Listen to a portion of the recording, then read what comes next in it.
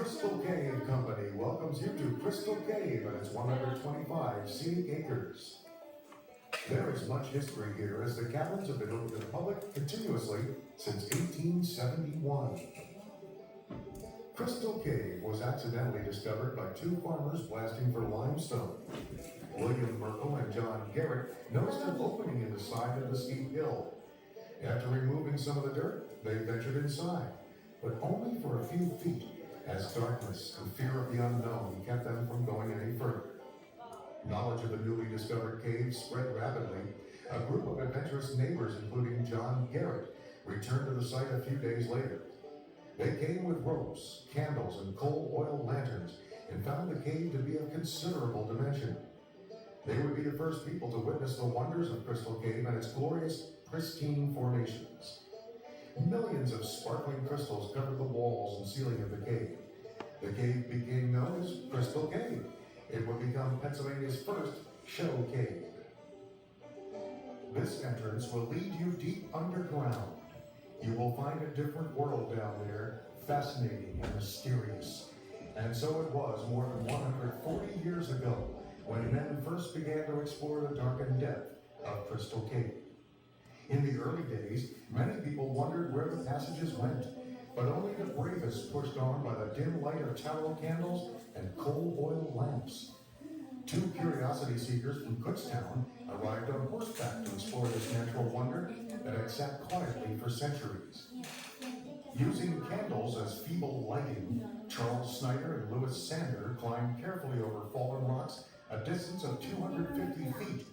They carved their initials and last name to the base of a formation that is called the Seal Rock. This inscription, dating 1871, is the only known etching that was made while the cave was still in its natural state.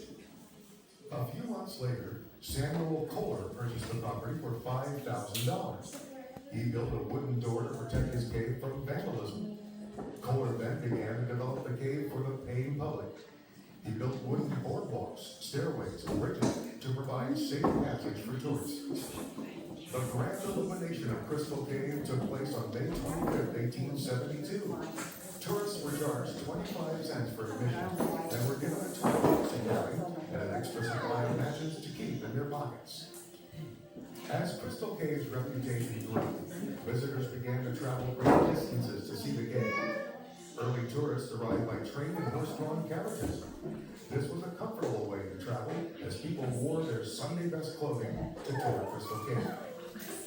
This opera bus was built in 1891 in New York City and was used to carry passengers to and from the local Virginville and Kutztown train stations. In 1874, the historic inn was built attached to the original stone farmhouse. The inn's design was to give room and board to the cave's visitors who spent the night. Two cornerstones were placed at the rear corner of the hotel. For those tourists spending the night, evening entertainment included dances and hoedowns featuring live bands in the Crystal Cave ballroom. This small wooden enclosure served as a bar and refreshment stand inside the cave. Paul Meisner drew this and 5 other pencil etchings by candlelight in 1876. When his candle went out, he spent the next several hours in darkness until his friends came to his rescue. The signature room was recently found in one of the side passageways. Between 1879 and 1918, tourists ventured off the tour path and signed their names on the ceiling and walls of this 18 by 25 foot room. As many as 85 names were discovered. Some of those names may include members of the Berks County Historical Society who visited Crystal Cave in 1906. That same day, a group of students from the Keystone State Normal School in Kutztown arrived by omnibus to tour the cave. One of the more unusual events to take place at Crystal Cave was the marriage of Marion Kurtz and Francis Finley. They were married on October 15, 1919, beside a floral decorated altar inside the cave. A pianist played the bridal chorus on a piano that was brought into the cave for the special occasion.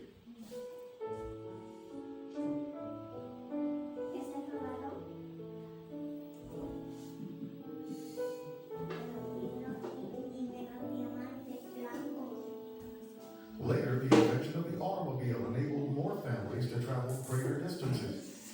This family tradition has been carried on for generations, from the time of the cave's discovery to the present day. You may be wondering, how was all of this made? Has it always been here? Does it ever change? So geologists, those scientists who can tell us the origin, history, and structure of the Earth, began to look back through the pages of time. Back they went, looking for the very first chapter of the story of Crystal Cave. When they finally found it, they had gone back some 300 million years to a time long before man walked the Earth. During this time period, the Earth was covered by inland seas and tropical forests. Most of the state of Pennsylvania lay hidden beneath the shallow waters of the Mississippi Sea. Animal life in those days was actually found in the waterways, where it swam and crawled in great variety and number. As the centuries slowly passed, shells and ooze settled on the bottom of the sea. Mud and sand washed in from nearby shores and rivers. The layers became thicker and thicker until they gradually were cemented into solid rock. The shells and ooze became limestone. The mud became shale, and the sand became sandstone. A period of mountain building began when tremendous forces inside the Earth began to push upward. The crust of the Earth was pushed higher and higher until the inland seas drained away, leaving mountains and hills, dry land, and a cooler climate. This powerful upheaval tilted rocks at every conceivable angle. Limestone and sandstone beds in this area are more brittle and were more affected by the upheaval than harder rock, such as granite, located to the north. Some of the beds stood almost upright.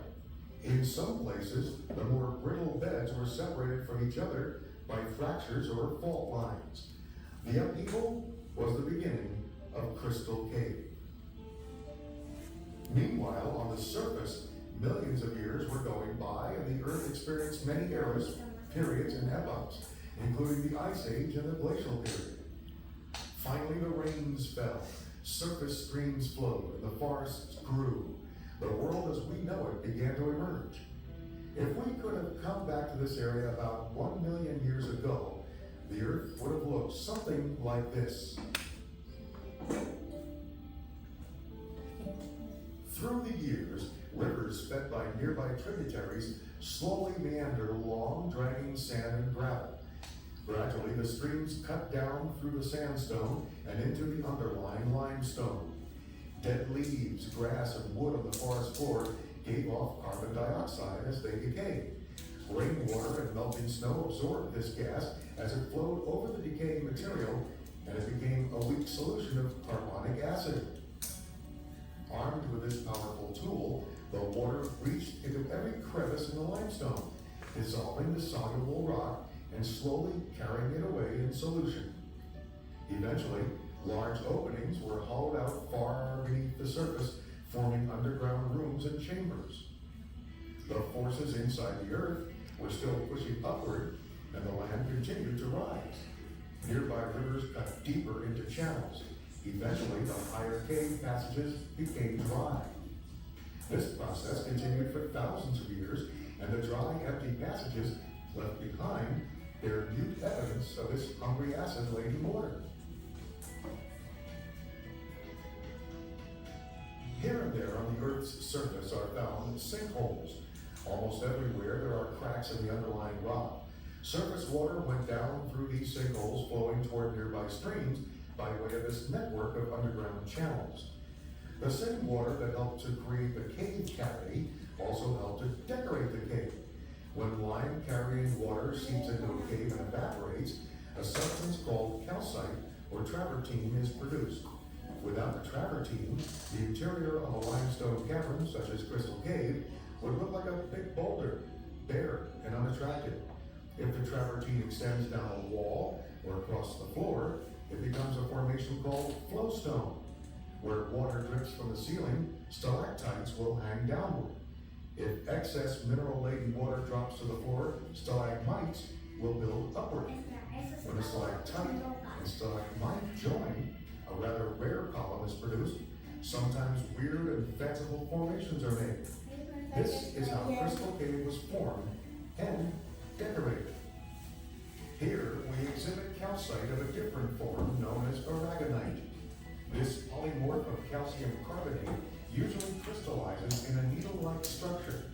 These calcite and aragonite crystals are found throughout the cave and are believed to be how Crystal Cave got its name.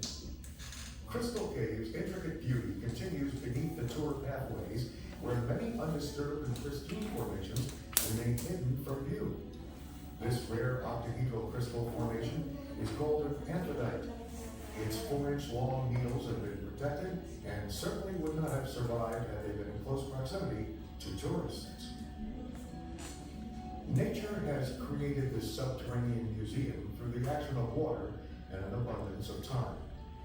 This underground environment, however, has been negatively impacted by the 5 million people who have passed through its corridors. With conservation in mind, Crystal Cave Company will continue to protect and preserve this natural resource that you will see today.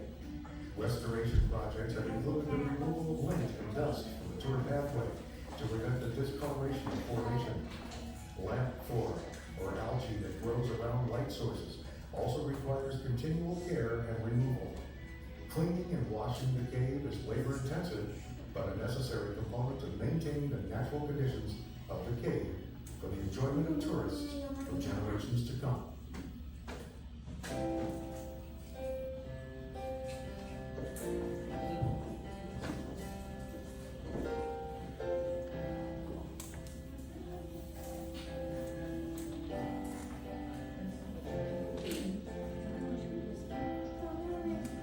After your tour of Crystal Cave, other things to see and do include the Dutch Food Center, the ice cream parlor, and the trading post and museum. We also offer an 18-hole regulation cave-oriented miniature golf course and panning for gemstones. Our nature trail begins alongside the golf course and was laid out through a portion of a tree plantation. We hope you enjoy your day with nature, as well as your tour of Crystal Cave.